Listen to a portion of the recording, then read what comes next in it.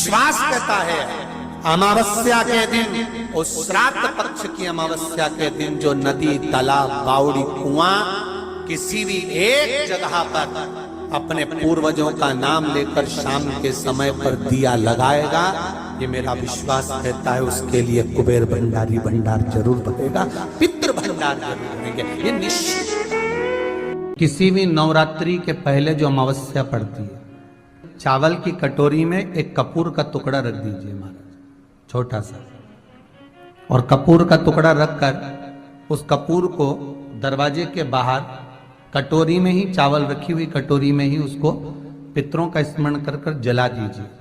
और जलाने के बाद उस चावल को कहीं भी किसी भी वृक्ष की छांव में पक्षियों के लिए डाल दीजिए। शिव महापुराण की कथा कहती है, अगर मान लो पितृ आपको कष्ट दे रहे हैं, पितृ आपको तकलीफ दे रहे हैं, कोई काम नहीं होने दे रहे हैं, या कहीं आपको ऐसा लगता है कि पितरों का दोष है, तो वो पितृ दोष देवी, अब ये जो आप करेंगे ये कब कर रहे हैं? अमावस्या के दिन आप उसको रख रहे हैं। अमावस्या के दिन उसको रखकर रात भर आपने रखा कपूर के साथ में, सुबह एकम पड़ गई, नवरात्रि लग गई, उसी दिन उसको जला, कुछ तकलीफें लग रही है तो एक पीपल का पत्ता ले लो, उसके ऊपर एक कपूर का टुकड़ा ले लो, सारे घर में घुमाकर उसको दरवाजे के बीच मध्य में जलाकर रख दीजिए, थोड़ी सी देर जला दीजिए। 20 से 25 मिनट के अंदर स्वयं गुरु बाबा कहते हैं, राम सुनो, यदि कोई आरती में, पूजन में, घर में एक कपूर का टुकड़ा आरती के बाद में जब समर्पित करेगा तो उसको अश्वमेध यज्ञ का पुण्य प्राप्त हो जाएगा। अश्वमेध यज्ञ के पुण्य को पाने के लिए कपूर का टुकड़ा आज भी आरती में जलाया जाएगा, आज भी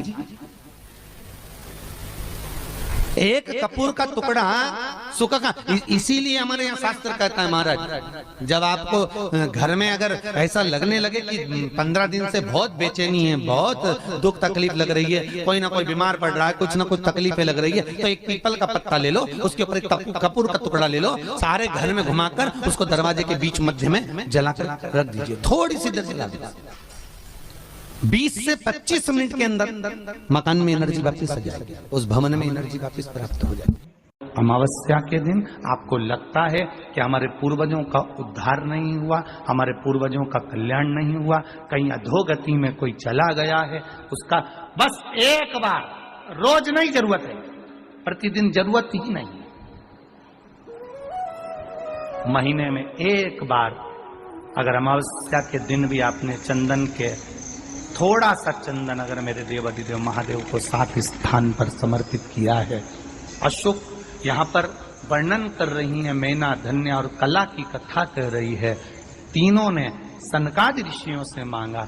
चंदन भगवान को अति प्रिय होता है, और चंदन ही एक ऐसा होता है जो पितरों को भी प्रिय होता है, जिसका स्पर्श मात्र लगने से पूर्वजों का कल्याण हो जाता है, वो चंदन है। 7 स्थान शिवलिंग के बताए हैं, जहां पर भूल से भी अगर कोई चंदन की उंगलियां लगा देता है, 7 स्थान ऐसे हैं जहां चंदन की मात्र उंगलियां लगा देने से ही शिव पितृलोक के पितरों को मुक्ति प्रदान करके वैकुंठ लोक का निवास देते। और वो 7 स्थान जो चंदन के बताए गए, पहला भगवान देवाधिदेव महादेव के शिवलिंग पर चंदन का लेपन, समझ लेना जरा बहुत अच्छे से।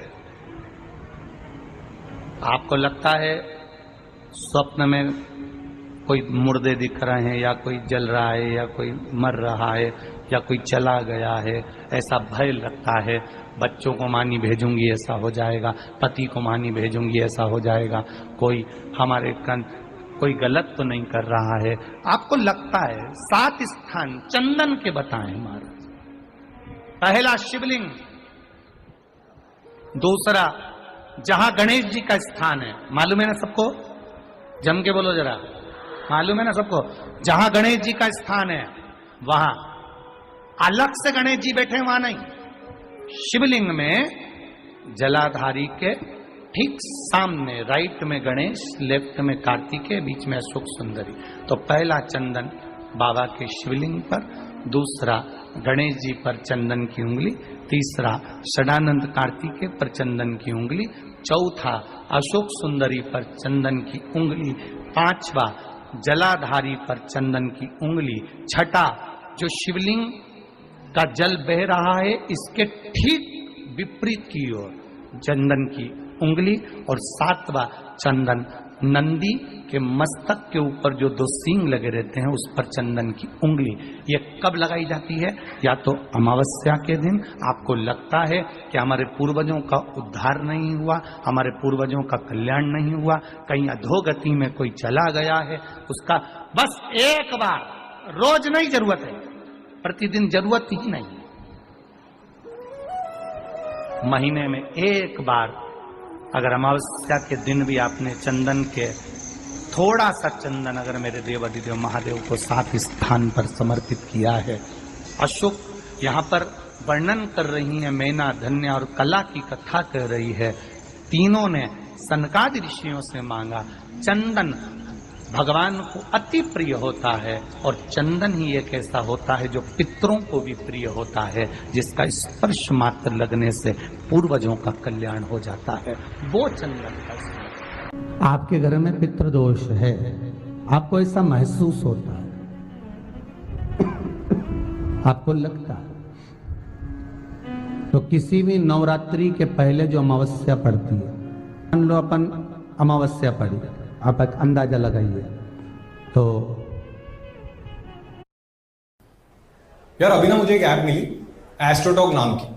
अबे नहीं, मैं कुछ रिव्यू नहीं कर रहा हूं। जिस दिन अमावस्या रहे उस दिन चावल की कटोरी में एक कपूर का टुकड़ा रख दीजिए महाराज, छोटा सा, और कपूर का टुकड़ा रखकर उस कपूर को दरवाजे के बाहर कटोरी में ही, चावल रखी हुई कटोरी में ही उसको पितरों का स्मरण कर कर जला दीजिए।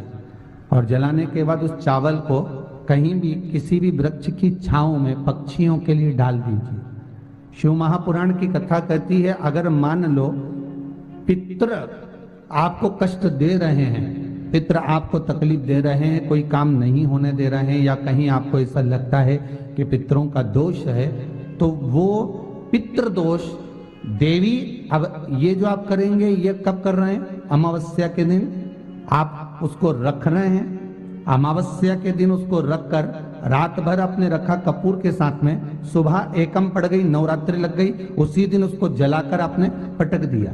अर्थात उससे देवी और पितृ इन दोनों का आशीर्वाद जो प्राप्त होता है, तो घर में से पितृदोष समाप्त होकर लक्ष्मी की वृद्धि प्रारंभ हो जाती है, कार्य में सिद्धता आ जाती है। मान लो अगर पितृदोष है तो करो, नहीं है बड़े अलमस्ती से रहो, तो ये पितृदोष का स्मरण। तो यहाँ शास्त्र कह रहा है कि पितरों का जो लोक होता है, पितर जो लोक होता है, उस पितृलोक में 64 योगिनियां प्रवेश नहीं करती। शिव महापुराण कह रही है, शंकर की कथा कह रही है। अमावस्या के दिन प्रदोष काल में, प्रदोष के समय पर, प्रदोष काल में शाम के समय पर जाकर किसी भी नदी, तालाब, बावड़ी, कुआं, कहीं ना कहीं जो आपके पास में हो, वहां पर एक घी का दिया, बत्ती का मुंह दक्षिण की ओर कर कर अवश्य जला कर जाना, सारे पितृदोष समाप्त हो जाएगा। अगर नदी, तालाब, बावड़ी, कुआं नहीं है तो पीपल का वृक्ष हो या बेलपत्री का वृक्ष हो या बट का वृक्ष हो, उसके नीचे लगा दो प्रदोष काल में। पर अमावस्या के दिन लगाएं जरूर। क्यों? क्योंकि अमावस्या 16 दिन तक पितृ मृत्यु लोक में आने के बाद में भोजन ग्रहण करते हैं। अमावस्या के दिन पितृ शाम के समय प्रदोष काल में शंकर भगवान का नाम जाप कर कर नदी, तालाब, बावड़ी पर पानी पीने जाते हैं। वहां से जल का आचमन कर कर पितृ अपने लोक को चले जाते हैं प्रदोष काल के समय पर। इसलिए प्रदोष काल में जलाशय के पास में बावड़ी, कुआं, नदी, तालाब के किनारे पर दिया लगाया जाता है दक्षिण की ओर मुख कर कर बत्ती का, तो पितृ आशीर्वाद देते हुए जाते हैं कि फलो फूलो, आगे बढ़ो, उन्नति करो, तरक्की करो। ये पितरों का आशीर्वाद रहता है, पितरों का वर रहता है। आप देंगे, कुछ करा ना करा, फिर अमावस्या के दिन उस दिन दिया दक्षिण की ओर बाती का मुख कर इनके यहाँ पितृदोष होता है, काल सर्प दोष होता है, वास्तु दोष होता है, उनको ज्यादा कुछ नहीं करना होना। महाराज एक बेल का फल लीजिए, फल बेलपत्री का जो फल होता है उसको ले लो, उसके अंदर का जो गुर्दा होता है, अंदर का जो भाग होता है उसको निकाल दीजिए और उस बेल के फल में आटा सेक कर उसमें शक्कर मिलाकर उसको उसके अंदर भर लीजिए।